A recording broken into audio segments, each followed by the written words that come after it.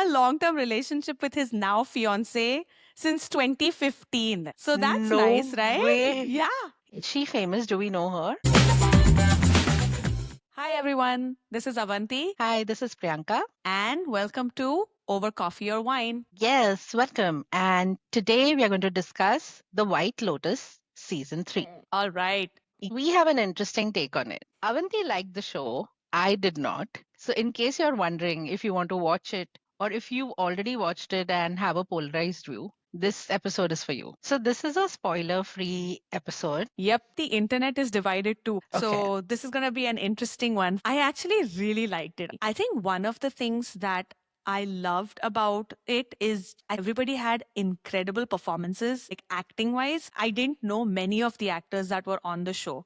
I loved the performance of Aimee Lou Wood. She was probably my favorite character. The second thing, I liked how the characters evolved throughout the season. Patrick Schwarzenegger, who plays Saxon on the show, his character, it started off as this typical frat boy. As it progressed, he developed some emotions that he'd never seemed to have before. Even the friendship between those three friends, how that evolved, I thought was great. Third, I really felt this time an emotional connection with some of the characters. Like, truly did. Really? Okay. Yeah. The most I felt with was Rick and Chelsea. I feel so many people are liking those two and their couple. This one is kind of common in all of the seasons. The way they have shown money and class and how ignorant the people at that level when they have that much money are. So those are kind of the top things that I really, really liked about this season. Now your turn. Okay. You didn't like it. So tell me why. What I didn't like about it was first was the pace. I found it incredibly slow. There were so many atmospheric shots of the skies, of monkeys, and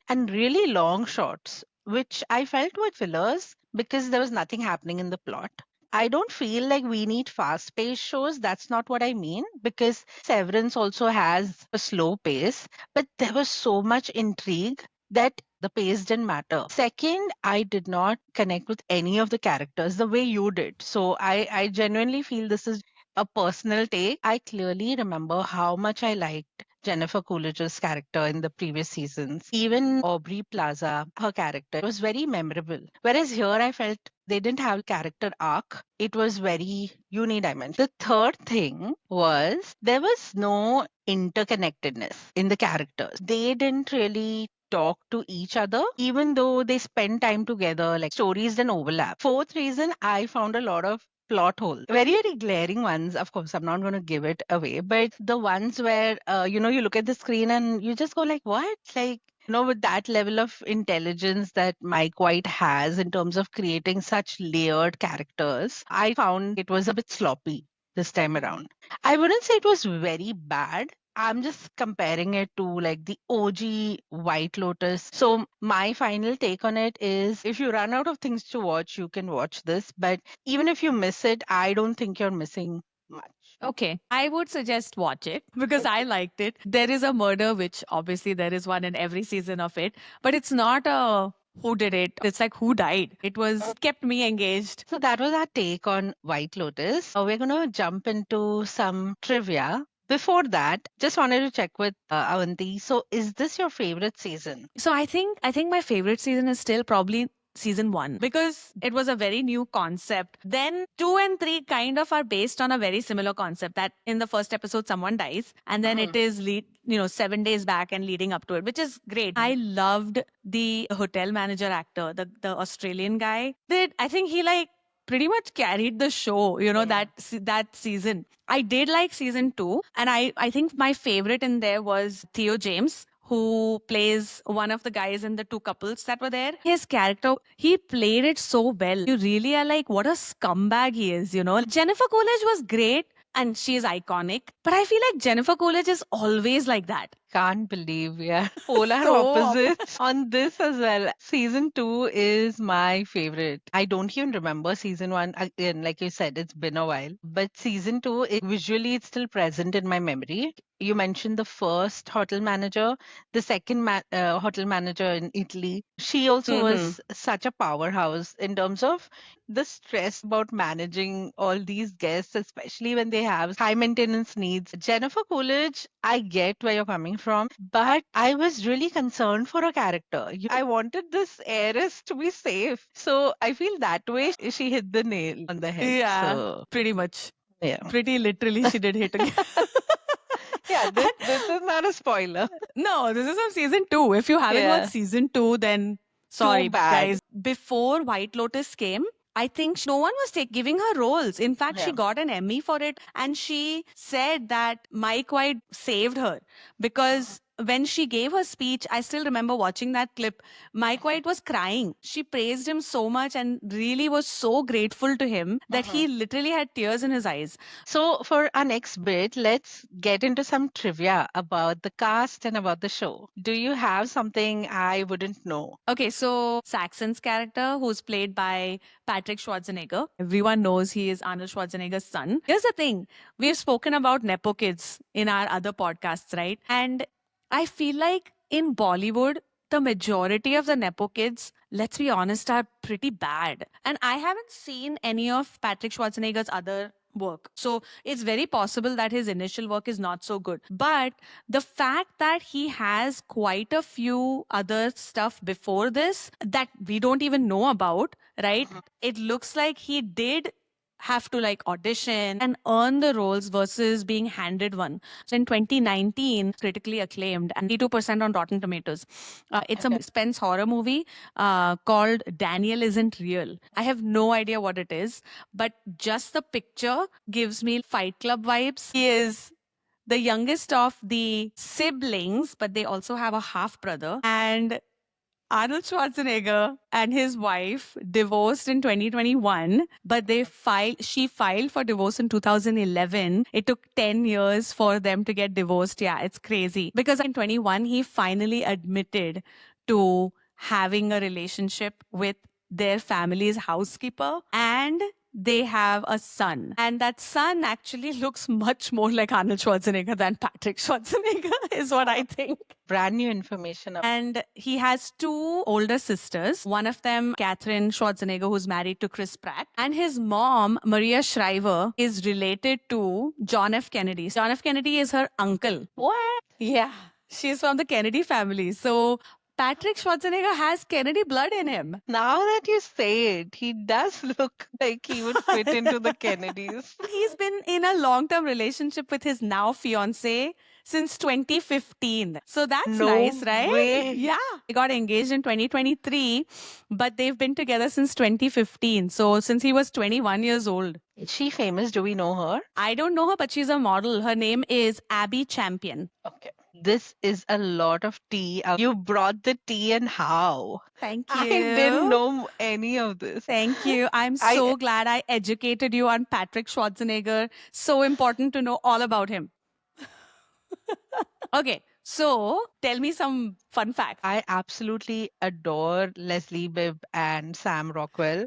They have been together since 2007. In Hollywood, that's like 100 years, right? If you see all their red carpet moments, they're just adoring each other even after all this time. They are relationship goals. And Sam Rockwell, he is such a fantastic dancer. Have you seen him dance on Jimmy Fallon? No? We should totally watch that. Okay, I want to watch. Say hello to our pal, Sam Rockwell.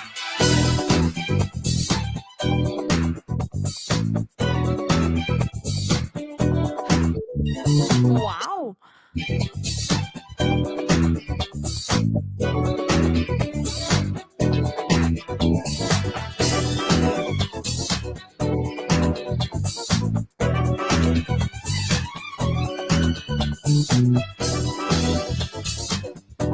That was amazing.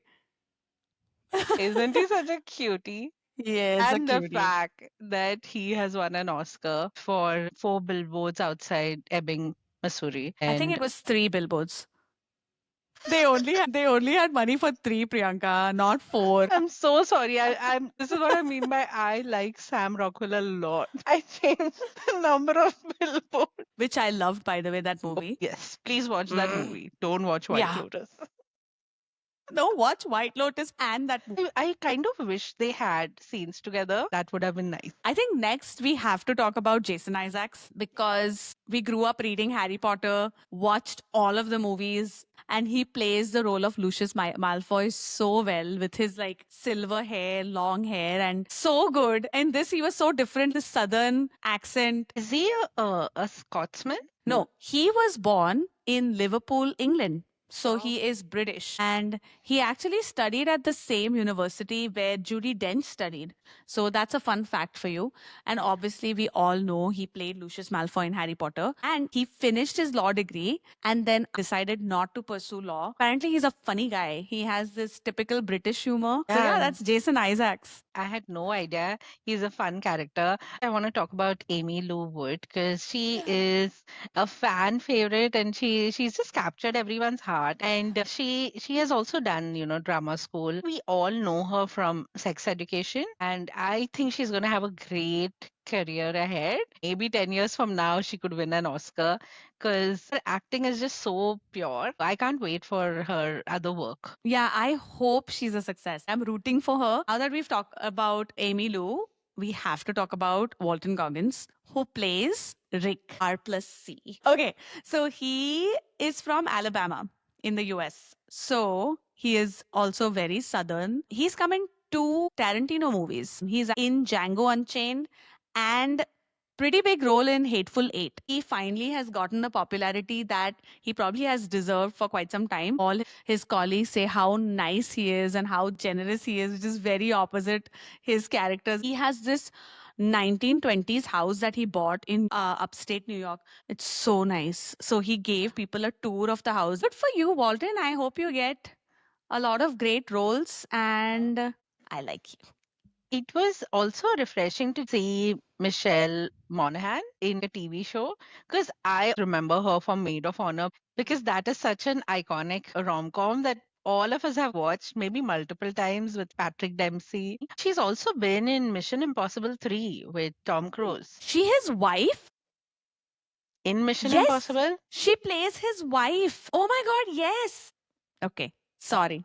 It's like, Glad you had that reaction. speaking of surprising facts, I also want to talk about John Gries, who plays Greg slash Gary in the show. First of all, shout out to the fact that he is the only character who has been in all 3 seasons. Is it? Okay. I don't know if you know, but the cult film Napoleon Dynamite that released more than 20 years ago, he plays Uncle Rico in the movie. So he's like Napoleon Dynamite's uncle in the movie. He has had like a late career bloom. He's also a musician and he's played with quite a few bands. So he's a very talented guy. Okay. That's nice to know. So do you know about Natasha Rothwell? She plays Belinda. Belinda. Yeah, so I have recently watched one of her other series called How to Die Alone, which she created and starred in. And another character, Lisa, she's from BlackPink. And I know so many people who are big BlackPink fans, but the character was disappointing. I had no idea she was Thai because she's part of a K-pop group. Yeah. But She is Thai. she is Thai. She auditioned and then moved to Korea in 2011.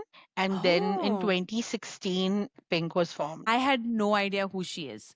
And then I was watching these interviews and someone asked Jason Isaacs, how was it acting with someone as famous as Lisa? And I'm like, who is Lisa? I did not know Mook's real name was Lisa. So I Googled Lisa Mook and she has 105 million followers on Instagram. I think we have to mention 2 great actors, Carrie Coon, who plays Laurie, and Parker Posey, who plays Victoria Ratliff. Hi, partner. Tsunami. So high on top. She's like, you want to live in Taiwan? That's what it meant. I could not even get what they were trying to Maybe say. part of it is because you watch it in 1.5x. I did not want to reveal that, okay? It didn't feel fast paced because that was the pace it needed to be at. We can go on and Okay. on about why you liked it and why I didn't. Hope you liked our review of White Lotus season 3 and take a very informed decision of whether you want to watch it. And more importantly, please let us know in the comments whose team are you on? Are you team Avanti or team Priyanka? Watch it. Watch it. All right, then. Thank you all for watching. If you like our content, like, subscribe, and follow over coffee or wine. See you next time. See you.